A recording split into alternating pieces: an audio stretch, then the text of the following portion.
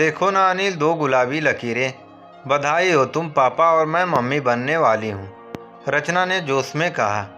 क्या सच में? ओह, अनिल सोते हुए ही बोला। इस ओह का मतलब? खुश नहीं हुए क्या आप? रचना गुस्से से बोली। अरे इतनी जल्दी? हमने तो 2 साल बाद सोचा था ना, बस इसलिए। अनिल झेपते हुए। रचना बिना कुछ बोले कमरे से बाहर चली गई। उसको समझ ही नहीं आ रहा था कि अनिल ने इतनी बड़ी खुशी की बात सुनकर ऐसी प्रतिक्रिया दी तो पता नहीं सासू माँ कैसी प्रतिक्रिया देंगी। वैसे भी इन लोगों की हमेशा आपस में छिप छिप कर बातें चलती ही रहती हैं। रचना ने सभी के लिए नाश्ता बनाया और सासू माँ से कहा, माँ जी मुझे सिर में दर्द हो रहा है, मैं 1 घंटे के लिए अपने रूम में आराम करूँगी। सासू माँ ने थोड़ी देर बाद रचना के कमरे से खिलखिलाने और हंसने की आवाज़ सुनी। कान लगाकर सुना तो उन्हें 1-2 ही शब्द बार बार सुनाई दिए, धन्यवाद, गुड न्यूज़। कुछ संदेह होने पर उन्होंने अनिल के ऑफिस से आते ही उसको अपने पास बुलाया और पूछा, ये बहू किस गुड न्यूज़ की बातें कर रही थी? तुम लोग मुझे कुछ बताते नहीं हो। बहू पूरे दिन सोने का बहाना करके फ़ोन पर बात करती रही। लॉटरी लग गई क्या उसकी? अनिल बोला, माँ रचना प्रेग्नेंट है, सुबह ही पता चला उसको। अरे बच्चा इतनी जल्दी? 2 महीने में मैंने तुझे समझाया था ना, 3-4 साल बाद करना। ये क्या गलती कर दी? अब वह प्रेग्नेंट हुई है, फिर नौकरी छोड़ दी तो तुझे उसके भरोसे इतना बड़ा घर का लोन लेकर बैठा हुआ है।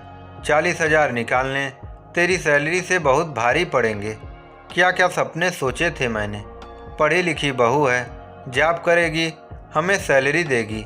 हमने कोई दहेज भी नहीं लिया इसके घर वालों से। यहाँ तो आते ही इसने नौकरी ना करने का बहाना ढूंढ लिया। अब तू ही उसे समझा, निकलवा दे, अभी तो उम्र ही क्या है, फिर से हो जाएगी प्रेग्नेंट। सासू माँ ने एक सांस में अपने लालच से ओत-प्रोत पूरा ज्ञान अनिल को दे दिया। अनिल नीचे निगाहें करके बोला, माँ मुझसे तो ना बोला जाएगा ये सब, हमारी इज्जत का तो सोचो, पूरे समाज में बदनामी होगी। इतने में रचना अपने कमरे से निकली और अनिल को देख बोली, मैंने आप लोगों की सारी बातें सुन ली हैं। किसने आपको हक दिया कि आप तय करेंगे मेरा होने वाला बच्चा कब होगा? मैं जॉब करती हूँ, इसका ये मतलब नहीं कि मैं आपकी मंथली स्कीम हूँ जिससे आपको हर महीने पैसे मिलेंगे। घर के लोन की किस्त देने की मैंने खुशी खुशी हामी भरी थी, ना कि इसलिए कि आपने बिना दहेज लिए शादी की इसलिए। मैं आपको इसलिए बदले में कुछ दूंगी, बस बहुत हुआ।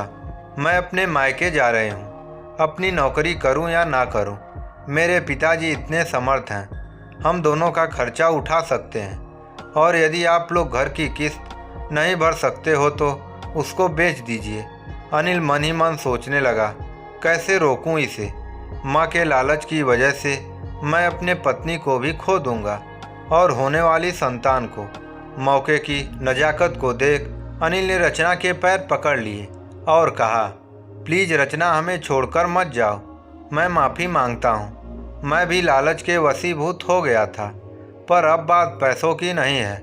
मैं भी ज़्यादा पैसा कमाकर बिना तुम्हारी नौकरी के सब खर्चे उठा लूँगा। प्लीज़ मत जाओ। रचना अपने मायके नहीं गई, उसने हेल्थी बेबी को जन्म दिया और अपने अधिकार की 6 महीने की छुट्टियां बिताकर फिर से नौकरी ज्वाइन भी कर ली है। अब अनिल और उसकी मम्मी भी समझ गए हैं कि रचना को ऐसे झुकाया नहीं जा सकता है। अब वो उससे अच्छे से ही व्यवहार करते हैं। इस कहानी से हमें यह शिक्षा मिलती है कि जो जितना झुकता है उसे उतना ही झुकाया जाता है। अपने लिए आवाज़ उठाना आसान नहीं होता है, लेकिन ज़रूरत पड़ने पर अवश्य उठानी चाहिए।